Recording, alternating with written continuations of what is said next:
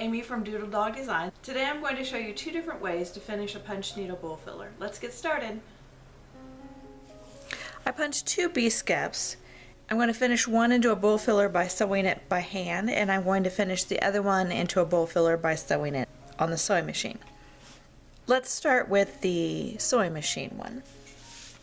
I'm going to take the finished punch needle project. I have already pressed it from the back, and now I'm going to take pinking shears and cut all the way around it and leave about a 1-inch border. You could use regular scissors, but I like to use the pinking shears because the fabric is not going to ravel as much then.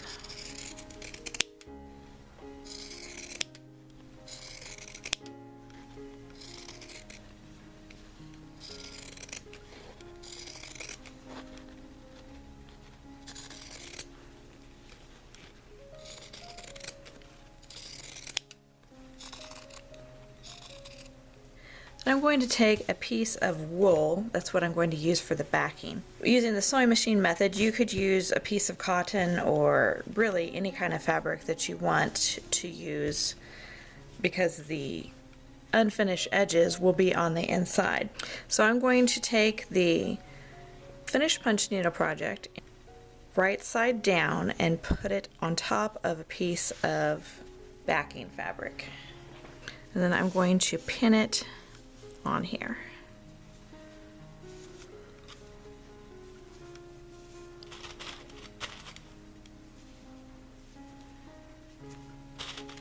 Now I'm going to take this over to my sewing machine. I've got the zipper foot on my sewing machine, and now I'm going to sew all along the edge here of the punch needle project, and I'm going to be really careful not to get any of the floss loops in the project. And you could do this two different ways. You could sew all the way around but leave an opening to turn it right side out, or you could sew all the way around and then clip a hole in the back to turn it that way. And that's what I'm going to do. That works fine if you're using felted wool.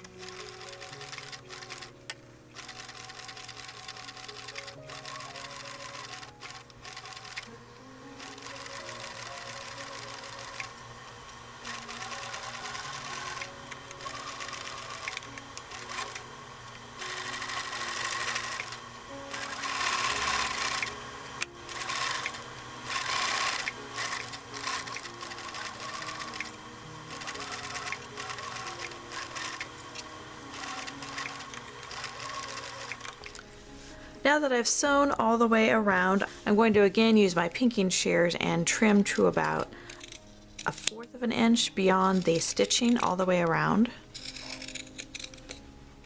Now if you were using something other than felted wool for the backing, you would want to, instead of sewing all the way around, leave an opening in one side and turn it that way and then hand sew that opening closed. But with the felted wool, since it's not going to ravel, I can safely do this. So now I'm going to separate out the front and the back here so I don't accidentally cut any of my loops or the fabric. And then I'm going to cut a hole in the back wool and turn the project right side out through that hole.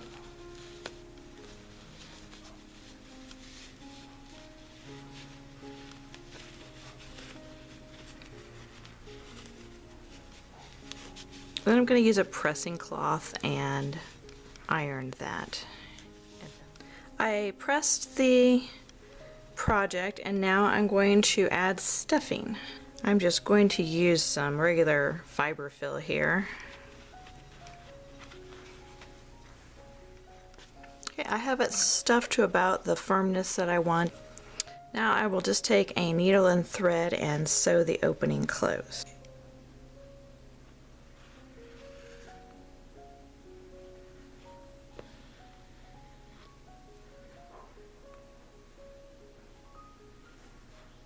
After the hole is sewn up, you can leave it like that, or you can add something over the top of it to cover up the hole. I like to add a little heart So I'm just going to cut a heart out of some of this leftover black wool.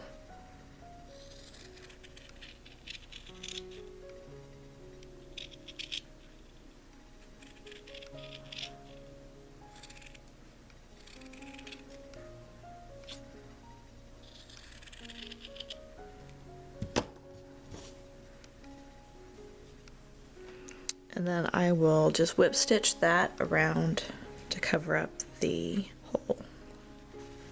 So I have this one all sewn up now, and really kind of hard to see the heart. If you wanted to make a more distinct patch on the back, you could use a different color of fabric.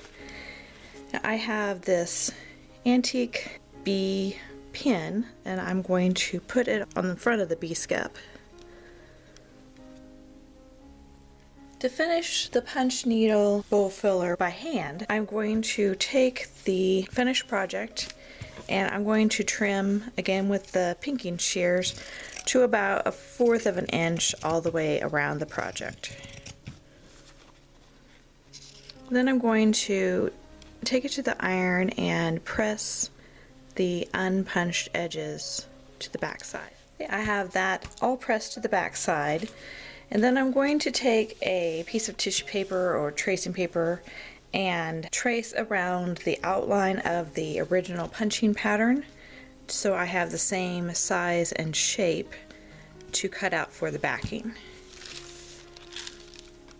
When I get this finished, the raw edges are going to be out to the edge, so I would not want to use a fabric that would ravel easily, such as cotton. Take the pattern and place it on the felted wool.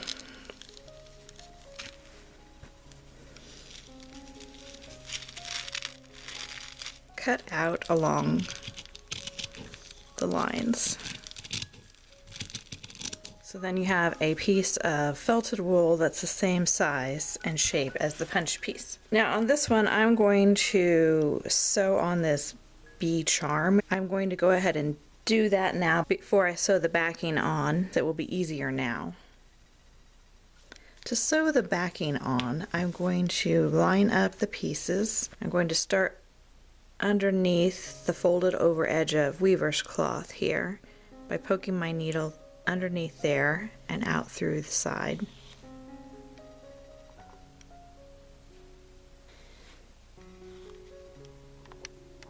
I'm going to hold back the punched loops and start sewing. When I sew, I'm going to catch the edge of the wool and the edge of the weaver's cloth, but not catch any of the loops.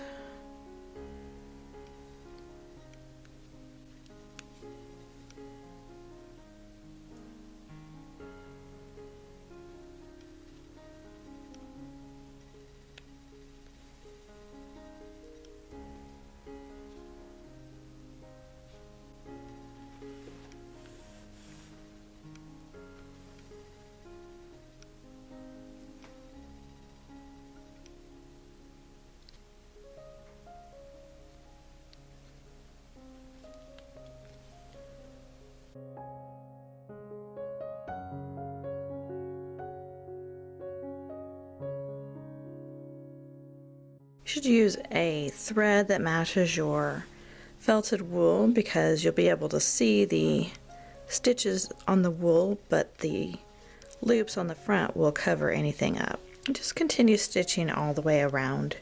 I've sewed up almost all the way around and I have a little opening left here that I can stuff it with. I'm just using regular polyfill type stuffing.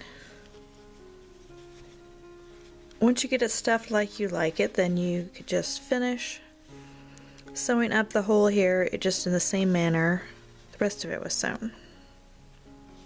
Okay, I finished sewing this one.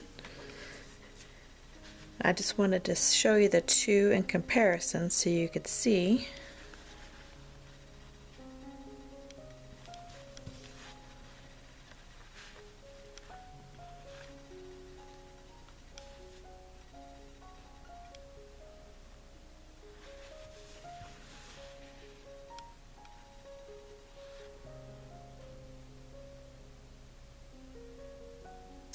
The machine sewing was a lot faster, but I actually prefer doing it by hand.